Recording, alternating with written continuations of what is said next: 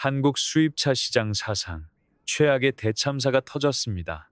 30년간 부의 상징이자 성공의 신분증이었던 벤츠가 지금 짱치라는 오명을 쓰고 스스로 파놓은 무덤 속에서 절규하고 있습니다. BMW에게 1위 자리를 뺏긴 것도 모자라 강남 소나타라 불리던 이 클래스마저 판매량이 반토막 났습니다. 심지어 2억이 넘는 S클래스조차 중국산 배터리 논란에 휩싸이며 재고만 쌓이고 있습니다. 이 모든 재앙은 한국 소비자를 호갱으로 취급한 벤츠 본사의 오만함과 중국 자본의 탐욕에서 비롯되었습니다. 벤츠는 여전히 럭셔리 전략이라며 현실을 부정하지만 주차장에서 차가 불타오르는 공포 속에서 과연 삼각별 엠블럼이 당신의 생명을 지켜줄 수 있을까요? 여러분의 생각은 어떻습니까? 벤츠가 다시 부활할까요? 아니면 이대로 고급 중국차로 전락해 한국에서 퇴출당할까요? 여러분의 분노 섞인 분석을 지금 바로 댓글로 남겨주세요. 반갑습니다. 부의 알고리즘입니다. 겉으로는 단순한 판매 부진처럼 보이지만 오늘 제가 말씀드릴 건 독일 명품의 탈을 쓴 중국산 벤츠의 실체와 그 뒤에 숨겨진 충격적인 배신감에 대해 대한민국에서 성공의 기준은 지난 30년간 언제나 명확했습니다. 돈 벌면 벤츠 산다. 이 말은 단순한 소비 패턴이 아니라 우리 사회를 지배해온 일종의 불문율이자 성공한 남자의 로망이었습니다. 뉴스에서는 여전히 벤츠가 수입차 판매 상위권을 다투고 있다고 보도하고 거리에는 삼각별 로고가 쉴 새 없이 지나다닙니다. 딜러들은 지금 계약해도 6개월을 기다려야 한다며 벤츠의 인기가 여전하다고 목소리를 높입니다. 겉으로만 보면 벤츠 제국은 여전히 견고하고 그 프리미엄 가치는 영원불멸할 것처럼 보입니다. 하지만 우리는 이 화려한 마케팅과 통계 뒤에 숨겨진 서늘한 현실을 직시해야 합니다. 지금 벤츠 오너들이 느끼는 감정은 과거의 자부심이 아니라 남들과 똑같아졌다는 흔하디흔한 권태감과 쪽팔림입니다. 여러분의 아파트 지하 주차장을 지금 당장 내려가 보십시오. 옆집 대학생도 앞집 신입사원도 카푸어를 자처하며 무리해서 전액 할부로 뽑은 벤츠가 아반떼보다 흔하게 줄지어 서 있습니다. 더 충격적인 것은 바로 디자인의 대참사입니다. 소비자들이 벤츠를 떠나는 진짜 이유는 단순히 흔해서가 아닙니다. 과거 벤츠가 보여주었던 그 중후하고 압도적인 기품은 온데간데 없고 원가 절감을 위해 찍어낸 듯한 둥글둥글한 디자인은 마치 중국산 저가 전기차를 로고만 바꿔 단 것 같다는 혹평을 듣고 있습니다. 1억 원이 넘는 돈을 지불했지만 돌아오는 것은 독일 명품의 하차감이 아니라 짱치라는 조롱 섞인 시선뿐입니다. 경제학에서는 이 현상을 가리켜 배블런 효과의 붕괴라고 정의합니다.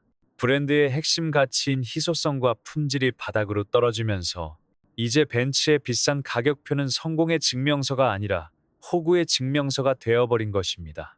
이것은 단순한 판매 부진이 아닙니다. 중국 자본과 원가 절감이라는 독에 의해 벤츠라는 이름 자체가 철저히 파괴되고 있다는 브랜드 사망 선고입니다. 그렇다면 도대체 벤츠는 왜 스스로 이 고급스러운 쓰레기가 되는 길을 선택했을까요? 단순히 디자이너의 실수일까요? 아닙니다. 도대체 왜 자동차의 황제라 불리던 벤츠가 스스로 몰락의 자살고를 넣게 되었을까요? 이것은 외부의 요인이 아니라 벤츠 경영진의 머릿속을 지배한 지독한 원가 절감과 중국 자본에 의한 잠식이 만들어낸 필연적인 결과입니다. 과거의 벤츠가 최고가 아니면 만들지 않는다는 장인 정신으로 차를 만들었다면 지금의 벤츠는 어떻게 하면 마크값으로 비싸게 팔아먹을까만 고민하는 장사꾼 마인드에 완전히 찌들어 있습니다. 그 증거가 바로 치졸하게 짝이 없는 옵션 인질극입니다. 1억 원이 훌쩍 넘는 차에 통풍 시트나 열선 핸들을 옵션으로 빼버리고 이미 장착된 기능을 쓰려면 매년 돈을 내라는 구독형 서비스를 강요했습니다. 이는 소비자를 차의 주인이 아니라 평생 돈을 뜯어낼 수 있는 노예로 취급하는 기만 행위입니다. 하지만 더 치명적인 붕괴의 메커니즘은 바로 소개 중국화입니다. 벤츠그룹의 최대 주주가 중국 기업들이라는 사실은 이제 공공연한 비밀입니다.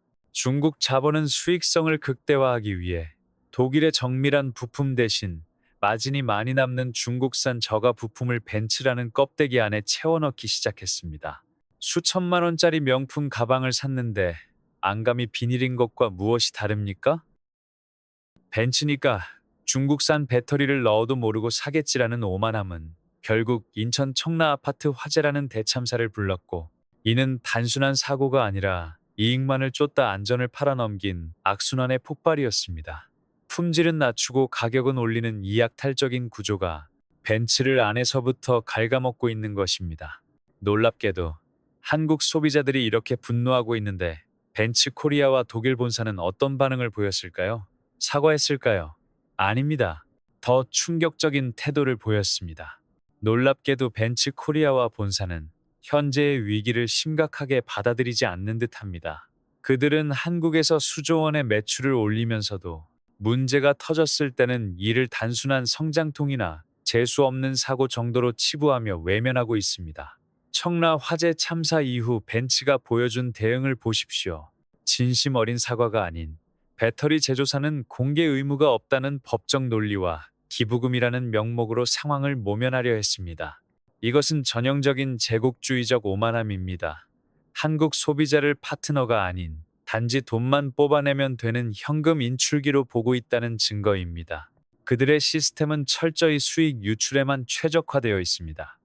매년 수천억 원의 배당금을 해외로 송금하지만 정작 한국 소비자를 위한 재투자에는 인색하기 짝이 없습니다. BMW가 드라이빙 센터를 짓고 연구소에 수천억 원을 투자하며 상생하려 노력할 때 벤츠는 그저 비싼 차를 팔아 돈을 챙겨 떠나는데 급급했습니다.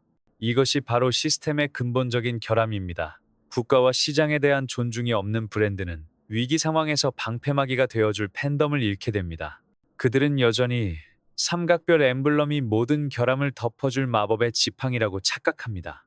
배터리 제조사를 속이고 옵션으로 장난을 치면서도 우리는 럭셔리니까 괜찮다고 말하는 그들의 태도는 한국 소비자들의 분노에 기름을 부었습니다.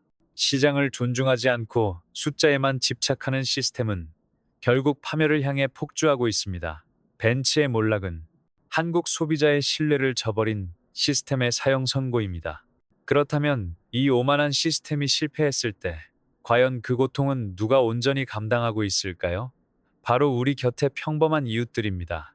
결국 이 모든 실패가 남긴 피해는 고스란히 선량한 한국 소비자들에게 돌아가고 있습니다.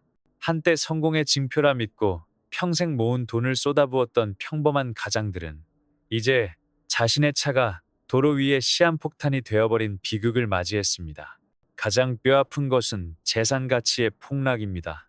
청라 화재 이후 벤츠 전기차는 중고 시장에서 매입 거부 대상이 되었고, 멀쩡한 내연기관 차들까지 자산 가치가 휴지 조각처럼 증발하고 있습니다. 열심히 일해번 돈으로 샀던 그 삼각별이 이제는 가계 경제를 위협하는 빚더미가 되어버린 것입니다. 사회적인 고통은 더 잔인합니다. 이제 벤츠 오너들은 주차장에서조차 이웃들의 눈치를 봐야 하는 죄인 신세가 되었습니다. 우리 아파트에 벤츠 전기차 세우지 마라는 대자보가 붙고 이웃 간의 갈등은 극에 달하고 있습니다. 가족을 위해 산 최고의 차가 오히려 이웃에게 공포의 대상이 되고 나를 고립시키는 주홍글씨가 된 것입니다.